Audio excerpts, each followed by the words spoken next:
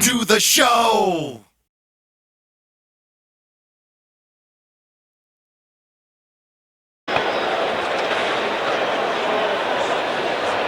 First, welcome to the convention. We're all glad you could come. Well, first off, tell us how you came to work with Ace, because you worked with Ace before you actually worked with Kiss as a band. Right, I had a band in New York called Spider. We made a bunch of records on the Dreamland label. They're great records, and while we were putting the band together, we were auditioning bass players. And this guy, Larry Russell, came and played with us. And he said he didn't get the gig with the band, but he said to me, I've got this friend named Ace who's looking for a drummer for his solo record. So I didn't know anything about Kiss. I went up, I asked Ace if he was the rhythm guitarist, because I didn't know anything about the band, and he got really pissed and he didn't talk to me for the whole day.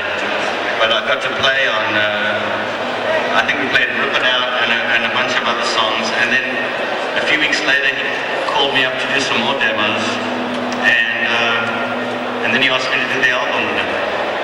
So. Yeah, you recorded the album at a pretty unusual location. Some of it was done later in the studio, but wasn't most of the album recorded at a mansion? And was it Colgate Mansion? Right. We went up to the Colgate Mansion, which is this beautiful old mansion, I don't know, upstate somewhere, and we had a mobile truck, and they set the drums up on the stairwell, and it was just me and Ace recording the whole record, and he was playing rhythm guitar, and they had the amps in like the dining room or the lounge, and he sat next to the drums. We just recorded all the songs like that, just the two of us. And when the basic tracks were done, then they went into the studio and they added the other instruments, of which Ace played most of them. How many days do you think it took just to lay down the basic tracks? Was it pretty quick between the I think maybe 10 days max. I just done a European tour with Robert Gordon. I came off the plane, went straight up to the mansion. My chops were up, and we just recorded, like a track a day or 2 tracks a day. It went pretty fast. I heard it was a real big party up there. You had a good time? We had a great time, but we had to work. Yeah, but it was great. What was it like working with Eddie Kramer? What do you think he added to the record? Well, Eddie's a great producer, and he gets, his forte is getting great drum sounds, and he's responsible for the engineering the Zeppelin records and the Hendrix stuff. So he made the atmosphere really comfortable. We got a real good drum sound, and he just kept things going at a nice even pace. Didn't fellow late night bass player Will Lee also play on the record? Right, that's where I met Will. Will played on 3 cuts, so Ace played on most of the cuts. There were a couple of songs I got Will Lee on, and I remember I went into the studio, and that's where I met him for the first time. Yeah. How did you come to play drums with Kiss on Dynasty and Unmasked? Well, on Dynasty, I was pretty into Ace, and then I guess Peter broke his arm, and so I got to play on Dynasty, and then I think he broke his other arm, so I got to play on Unmasked. Were you a fan of the band? Had you seen them live, or were you a fan? Well, by the time I started playing with Ace, then I got really interested in and followed them.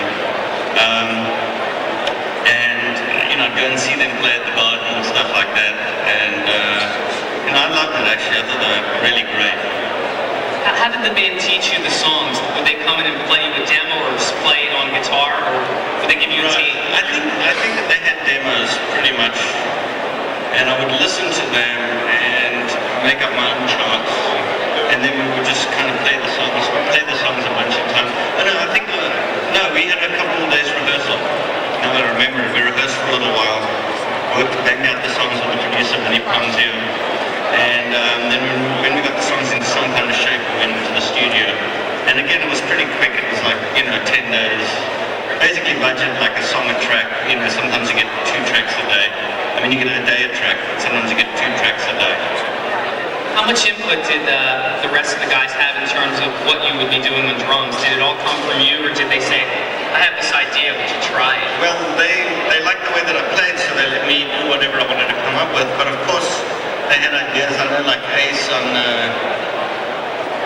I think it was Hard Times, or one of those songs, he wanted to hear a certain kind of intro, and he said, that thing that you did on this song, try and play something like that. So they would get specific about their own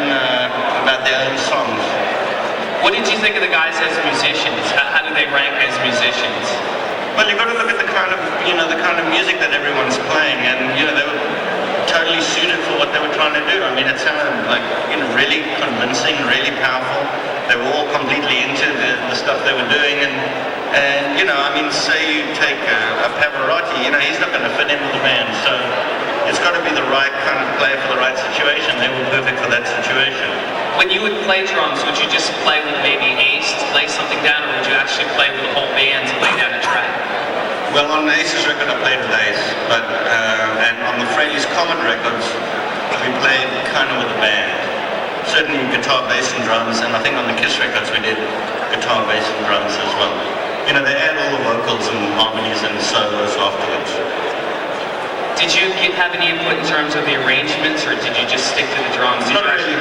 Yeah, I was hired as the drummer, so I pretty much, just took care of that. I mean, I was allowed to make suggestions, but, my job was to provide the drums on the record. What tracks off the album stand out to you that if you listen back to, you say, wow, I played pretty well, or the band sounded really good on this? Well, I can't remember half the tracks. But, I was made for loving you just because it got to number 5 on the charts. And of course on the Ace, I love the first Ace record. Rip It Out, I really love. And Wiped Out I like, because I wrote that with Ace, and the time turns around in that song. And I just have really good memories of the first Ace record. I think Torpedo Girl had some nice stuff on it that I like. And Breakout, on the next day singing the Rock Soldiers. There's a lot of stuff, I kind of want to go back and listen to those records again because I've forgotten a lot of those tracks. I Was Made for Loving You is a real different song for the band. I mean, they were flirting with the disco type of sound on it. Did it seem like the band was a little nervous about doing that track because it was so different from what they were doing? And how did you feel about that track? Because it's definitely not your typical Kiss track. Well, I mean, at that time, Ace and I would go raving at Studio 54, and I think Rod Stewart had done a disco song at that stage, which I forgot what it was called, but he had a big disco song, and there were a few bands doing little forays into disco, so it seemed like they kind of kept their identity as well as trying something a little bit different. And I know that they approached that song a little bit differently. It seemed to me like they really tried to make it like a disco song that would be competitive in the market, but yet they still kind of kept the Kiss identity. And Paul sang really great in that stuff, all that high stuff that he does. I mean, he can just do that. It's really amazing. What did you think of Peter as a drummer in Kiss? I thought Peter was great. I saw him live at the Garden a bunch of times, and he sounded great. He was a perfect drummer for the band, and he sounded really cool. He also sang really well, and still does. Did you ever meet Peter? I met him, a couple of times. But out of all the guys, and I know Gene and I know Paul, but out of all the guys, I know Ace the best. What was Vinnie Poncia like to work with as a producer? What was he like for the band? What do you think he added to it? And what was he like to work with in the studio? Well, I think he brought a bit of an R&B influence to the band. Before they were much more rocked out.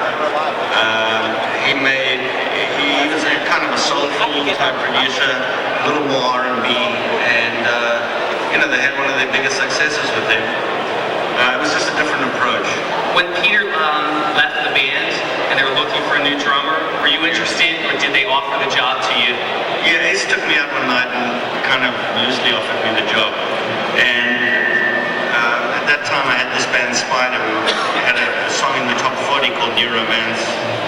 And so I opted to kind of stay with the situation that I was in.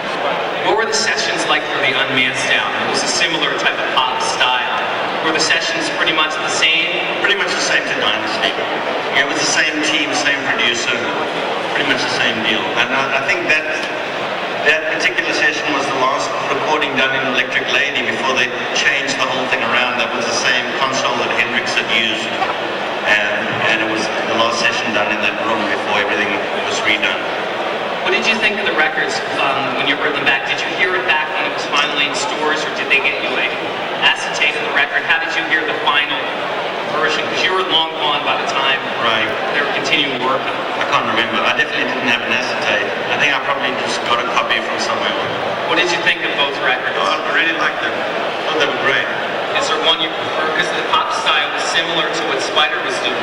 Yeah, I think I would prefer, of the two, I would say I prefer Dynasty, but, you know, I'd have to go back and kind of listen to them now and see what they sound like, I don't know how many years later, 10 years or 15 years later, and see what they sound like now. And you were also a member in the early stages in Frehley's Comet. So I wanted to see if there's any stories you could share about that, recording the albums. I know you guys toured even before you had a record deal. I actually saw one of the tours the first time Ace played without makeup. What was that like? Well, playing with the Comet was really great. You know, we had Todd Howarth and Skinny, John Regan, and Richie Scarlett, you know, all in the band. It was a really great band, and of course there's some legendary stories of Ace and me going completely nuts, but I'd rather not get into that because it's a bad influence on the younger members. But anyway, those were the old days. But it was always a very exciting band to play with. Do you have any mementos from your days working with Ace or Kiss? Did they give you gold or platinum records or things like that? I got this thing. It's an Ace Frehley keychain. I've always carried it. I had it for years. I always carry it with me. And I got the gold records at home, you know, in a cupboard somewhere. What's your current contact with the guys in the band? Are you in contact, and what's that been like? Well, I saw Paul and Gene. They came on the Letterman show, and there was a Kiss tribute, the Kiss My Ass record, and they came and played with the Gin Blossoms. So I saw them there.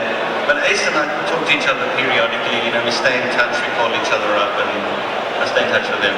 What are your thoughts on the reunion, the band reunited? I'll tell you something, I've been telling them to do this for years and years and years, so I'm going to take full credit for it right now. I've been saying for ages, you know, you guys have just got to put whatever things aside, put on the makeup and go out there. This is the time for it. I've been saying it for years. Last question, besides obviously playing, you know, late night, what else are you up to musically? Well, I just did a video for ECI, which has me playing with a lot of different people. It's an instructional video, but I got an Ace down, and we do a version of Breakout. Richie Scarlett's on an Ace, and you know, you can buy the video down there. I got a table down there, and sticks, and some photos of me and Ace for sale. And I'm going to be working on my own record, which I hope maybe next year or the year after I'll be able to bring here as well. And I play in a lot of different situations and play on the show all the time. Thanks, Anton. Let's give him a big hand. Thanks a lot.